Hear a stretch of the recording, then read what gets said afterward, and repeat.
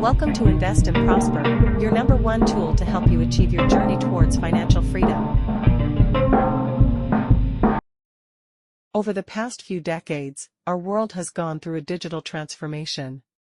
From how we communicate to how we shop, technology has reshaped almost every aspect of how we live. Then, in 2008, a new chapter in this digital revolution began. One that aimed to change how we think about money itself. This was the birth of Bitcoin, a technology that promised a radically different approach to finance. Welcome to our video series on Bitcoin. In this series, we'll break down what Bitcoin is, how it works, why it was created, and the major concepts that make it unique. Let's dive in. Before we explore what Bitcoin is, it is essential to discuss who created it, and, much more importantly, why. Bitcoin was introduced in the year 2008 by an anonymous person or group under the name Satoshi Nakamoto. The identity behind the name remains a mystery to this day. But many years ago, Satoshi had disappeared, and with Bitcoin being woven into the fabric of the financial system, solidifying its role as digital gold, perhaps the question of Satoshi's identity was more pressing than ever. Some believe it could be a single person.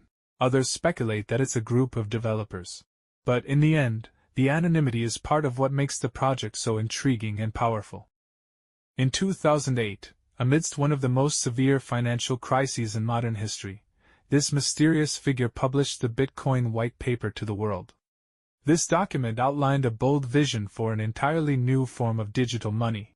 But this begs the question, what problem was Satoshi trying to solve when he created Bitcoin? To understand why Bitcoin was created, we need to look back at the state of the financial world in 2008.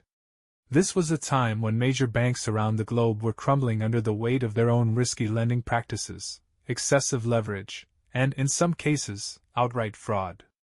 Entire financial institutions were brought to the brink of collapse, and with them, the savings, homes, and livelihoods of countless everyday people.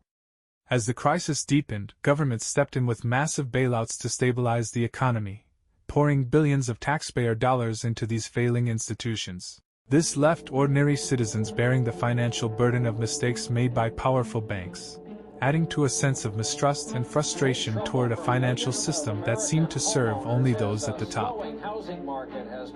Widely considered as the worst global economic crisis since the Great Depression, the 2008 financial crisis exposed some of the biggest vulnerabilities in the financial system. Here's a look at three of the most critical ones. The first issue is the centralization of power.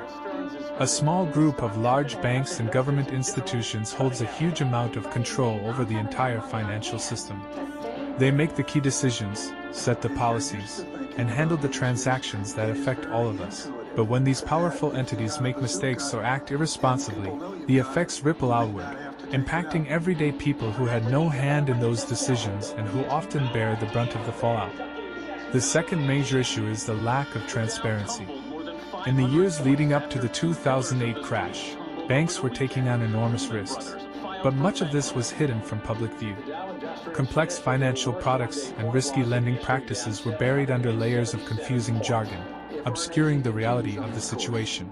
As a result, most people, and even some regulators, had no idea how fragile the system was until it was too late. Finally, the third and perhaps most important issue is trust. The financial crisis underscored just how much we rely on banks and governments to manage and protect our money. But when these institutions fail or prioritize their own interests, as they did in 2008, it raises a fundamental question.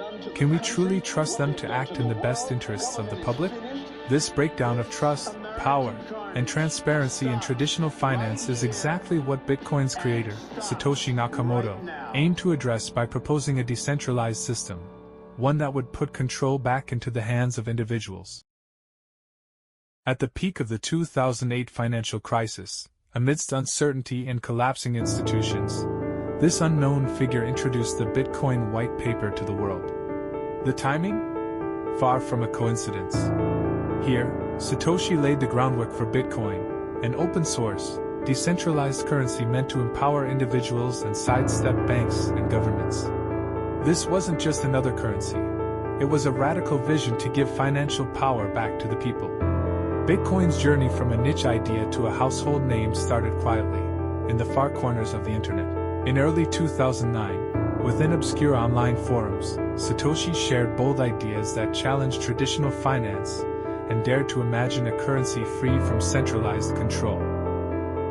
Bitcoin began as a community experiment among early adopters and tech enthusiasts.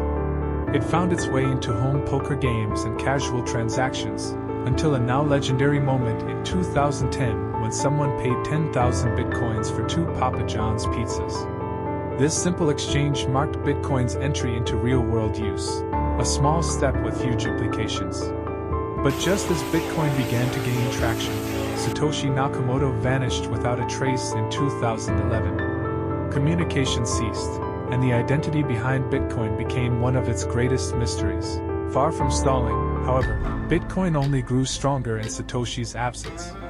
This anonymity became a unique strength, decentralizing Bitcoin even further and putting control firmly into the hands of its users.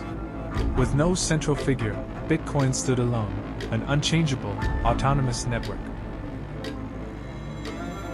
Since those early days, Bitcoin's growth has been explosive, rising nearly 15,000% as it transformed from a digital experiment into one of the world's most valuable assets.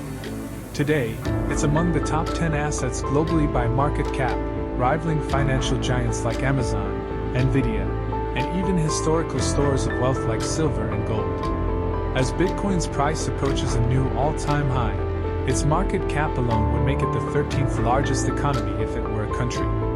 It is clear that Bitcoin has become more than a currency, it's an economic force.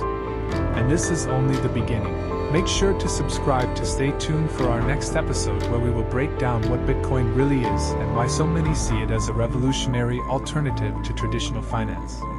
Welcome to the Bitcoin Revolution.